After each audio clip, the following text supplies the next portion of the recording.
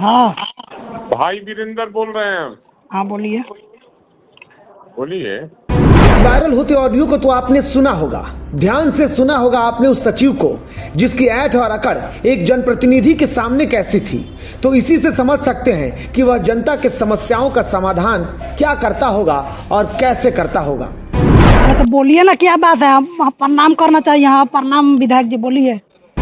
राजद विधायक भाई वीरेंद्र पर पहले लगे आरोप और SC/ST एक्ट में FIR के बाद विरोधी खुश हैं, तो उनके दर पर जल्दी पुलिस की हथकड़ी और मुश्किल आने का कई लोग इंतजार कर रहे हैं। लेकिन किसी ने यह आकलन नहीं किया कि भाई वीरेंद्र से बात करने वाले सचिव की अकड़ कैसी थी। सीधा बतियाइएगा, सीधा बतियाएगा, टेढ़ी बतियाएगा, टेढ़ी बतियाएगा। सब डरने वाला कोई यहाँ पे है नहीं।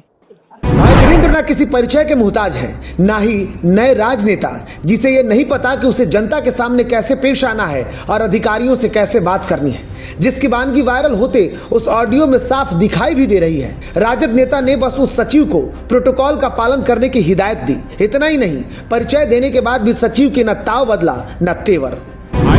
मनेर का कौन है नहीं जानते हो तुम? नहीं जानकारी रहता तो ऐसा थोड़ा बतिया। बड़े खर्चीले चैनलों और मुंहबोले मीडिया आज न सचिव पर सवाल उठा रही है, न उसके ऐठ पर बात करने को तैयार। बस उन्हें दिखते हैं तो भाई वीरेंद्र का राजद नेता होना, क्योंकि सत्ता पक्ष की मलाई चाटने वाले चैनल बिहार में बदली राजनीति और उसकी सोच को आज भी जंगल राज की भय से जनता को डराने पर जो तुले हैं कि क्या भाई वीरेंद्र का राजद नेता होना गलत है? क्या छोटे अधिकारी से नहीं बात करे विधायक? क्या अधिकारियों को डांटना बड़ा गुनाह है? आखिर विधायक को क्यों नहीं जानते थे सचिव? परिचय के बाद भी सचिव का तेवर सही था? क्या सचिव ने नहीं किया जनप्रतिनिधि का अपमान? सचिव ने नहीं किया SC/ST एक्ट का गलत इस्तेमाल? सरकार में शामिल कुछ लोग जो हैं उसको ले जाकर SC/ST थाने में केस करवाए, जो आप लोग के माध्यम से मालूम हुआ है। तो हम उसकी समीक्षा कर रहे हैं और SC/ST का केस तो होना नहीं चाहिए, क्योंकि कहीं भी किसी भी तरह का जाति सूचक शब्द नहीं बोले हैं। और आरोप लगाने के लिए तो बहुत कुछ आरोप लगाता है। वीडियो जो वायरल हुआ है उसमें देखिए आप। वैसे सवाल तो कई हैं, लेकिन मामले को तूल पकड़ता देख भाई वीरेंद्र ने अपनी सफाई क्या दी। अब उस पर भी बयानबाजी और सियासतों का दौर शुरू हो गया है।